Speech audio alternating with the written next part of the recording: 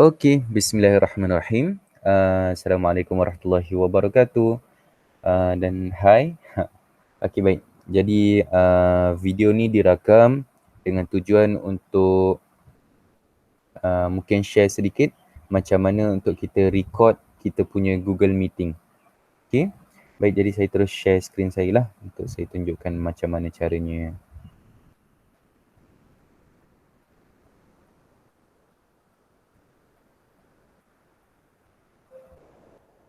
Okey, so step by step dia macam biasa, buka browser anda. Dah buka browser, kalau macam saya pakai Google Edge. Korang nak pakai Chrome ke apa, terpulang, boleh, tak ada masalah. So type je Meet, buka macam biasa. Meet, kemudian buka Meet Google. Okay, di sini bermula perbezaan dia. Apa yang bezanya? Okay, sebelum saya teruskan, perlu saya terangkan, untuk Google Meet ni, dia ada dua jenis. Okay, satunya yang rasmi, mudah perkataannya, satunya rasmi, lagi satu tak rasmi. Okay, jadi apa yang beza dia, macam mana nak beza dia, adalah mengikut email admin, email host tersebut. Adakah dia menggunakan email rasmi, email berdaftar, ataupun email peribadi beliau. Okay, contoh, kalau saya nak mulakan meeting, saya sebagai host menggunakan email peribadi. Macam sekarang ni saya pakai email peribadi. Nampak? Dia ada tulis mush96, email saya lah, Syahir Toshi. Itu adalah email peribadi saya. Okey, jadi kalau kita gunakan email peribadi, makanya dia akan keluar di sini. Dia akan keluar skrinnya ni lah. Tapi tengok, kalau kita tekan email siswa, iaitu email yang rasmi, email yang berdaftar, dia akan bawa kita ke lagi satu tab, satu lagi skrin. Yang ini adalah meeting rasmi.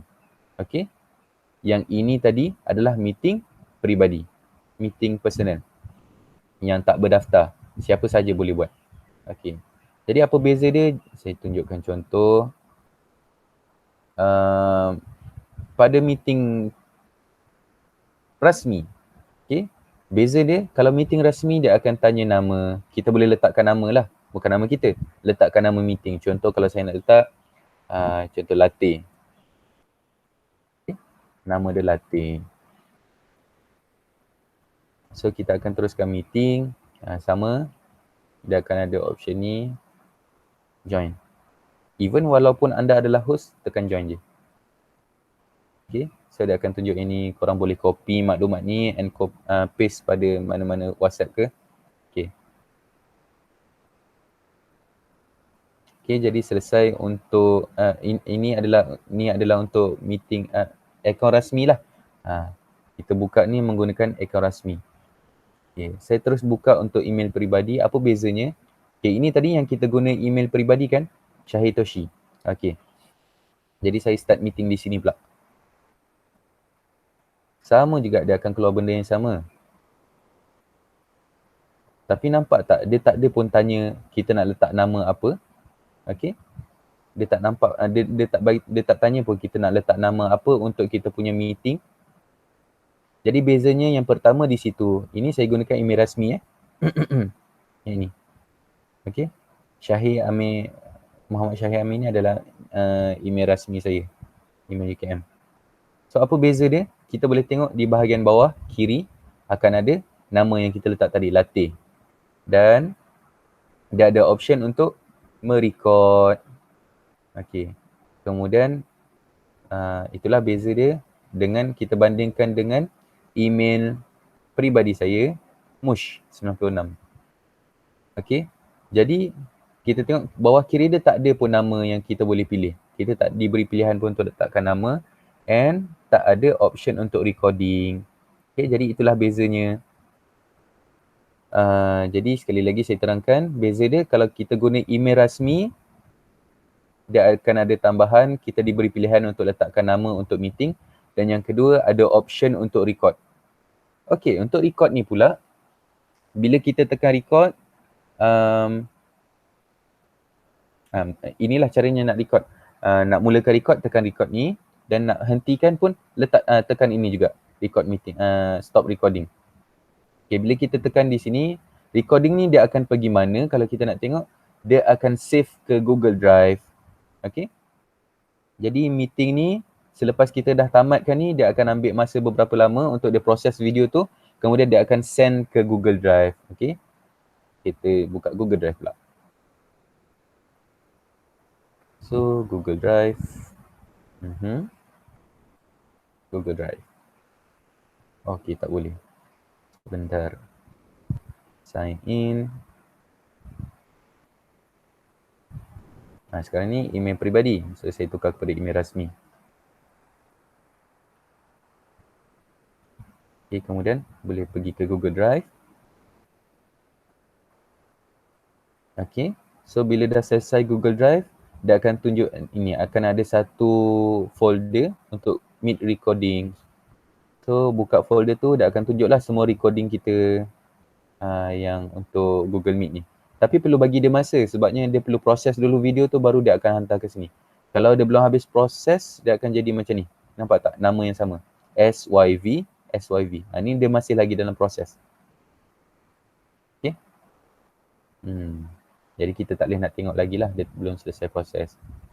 Jadi itu sahaja untuk bagaimana nak record. Okay. Lagi sekali saya ulang. Nak record perlu buka menggunakan email rasmi admin. Host tersebut perlu mulakan meeting menggunakan akaun rasmi. And kita boleh jumpalah option untuk recording tu di sini. Kemudian recording ni mula di sini, off pun di sini, stop di sini. Kemudian dia akan dihantar ke Google Drive selepas habis diproses. Dia akan auto proses semualah, tak perlu tekan apa-apa. Just tunggu saja di Google Drive, dia akan send di situ. Kemudian saya nak share pula macam mana mungkin sedikit tips lah macam mana kita tak nak serabut time kita bentang buat presentation menggunakan Google Meet. Okay, sebentar saya stop dulu recording. Saya stop dulu sharing screen.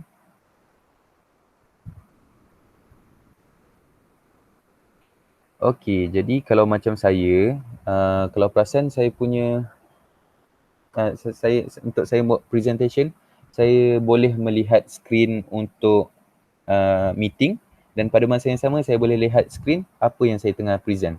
Contoh kalau saya tengah present PowerPoint, saya boleh tengok PowerPoint, saya boleh tengok juga meeting saya. Okay, macam mana? Saya share dulu screen saya. Saya terangkan macam mana. Okay, so sekarang semua dah boleh nampak saya punya screen. Saya tutup saya punya meeting dulu. Bukan tutup, saya minimize.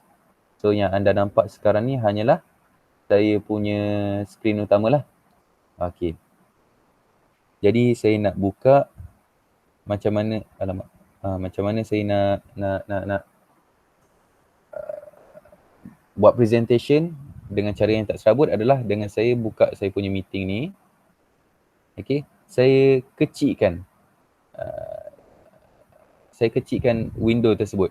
So saya boleh tengok sini. Kemudian contohlah kalau saya buka PowerPoint. Okay, pun saya boleh control di sini. Dan contoh lain saya buka Words. Okay, contohlah saya nak nampak serabut sikit, saya buka 2-3 window. Okay, jadi untuk share screen, untuk present, dia ada 2 option. Boleh tengok di sini. Satu option untuk share screen. Share screen ni adalah apa yang anda tengah tengok sekarang ni, saya tengah share screen. Okay, anda nampak saya punya, apa yang saya nampak, itu juga yang anda nampak. Kayaknya saya nampak yang biru belakang ni, skrin utama saya. Saya nampak saya punya window yang ni, untuk saya punya, Google Edge. Kemudian saya juga nampak saya punya Words. Saya juga nampak saya punya PowerPoint dekat belakang ni. Semua yang saya nampak, kalau saya share screen, apa yang saya nampak, itu jugalah apa yang audience akan nampak. Tapi kalau window ni apa pula? Window ini, dia akan share ini. Ini adalah window. Okay, sebentar. Ini adalah window Google. Ini adalah window browser saya. Ini adalah window Words. Ini adalah window PowerPoint. So setiap satu yang kita buka ni dia adalah window. So contohlah kalau saya just tekan untuk present window, dia hanya akan buka apa yang saya pilih saja. Okay, contoh kalau saya nak buka poster. So dia tak tunjuk satu skrin. Okay. Dalam meeting yang ini, sekarang ni saya buat meeting dalam meeting. Meeting yang ini, audience dia akan nampak apa? Ini sahaja. Astaghfirullahalazim. Okay. Audience meeting yang ini, dia hanya akan nampak saya punya poster ini saja. Saya akan share yang ini saja. Kiranya dia tak lebih daripada ni. Selain daripada poster ini, dia orang tak nampak. Dia orang hanya akan nampak apa yang saya share window ini saja. Apa yang ada dalam window PowerPoint ini saja. Okay. Kemudian, untuk share window ni, cara dia kita perlu buka dulu window tu. Dan buka perlu kita tayangkan di screen. Tak boleh kita minimize dia macam ni. Kalau macam ni kita minimize, walaupun kita buka tadi, dia takkan ada keluar option di sini. Nampak tak? PowerPoint tadi dah tak ada. So nak tak nak, kena juga buka dia di screen biarpun dia berlapis. Okay, berlapis-lapis macam ni. Nampak macam serabut sikit. Tapi itulah, baru dia akan tayang lah. Okay, jadi macam itulah juga yang saya buat untuk semasa saya present, iaitu dengan cara saya kecilkan window untuk meeting, saya kecilkan window untuk apa yang saya nak present. Contoh macam ni, saya nak present words tadi. Okay, boleh tekan words, share. Okay, pada meeting ini, walaupun saya tak, kiranya kalau contohlah kalau sekarang ni tak ada audience. Kalau ada audience, kita akan nampak kat tepi-tepi ni ada skrin orang lain. Okay, contohnya audience ni, audience kita lah yang lain.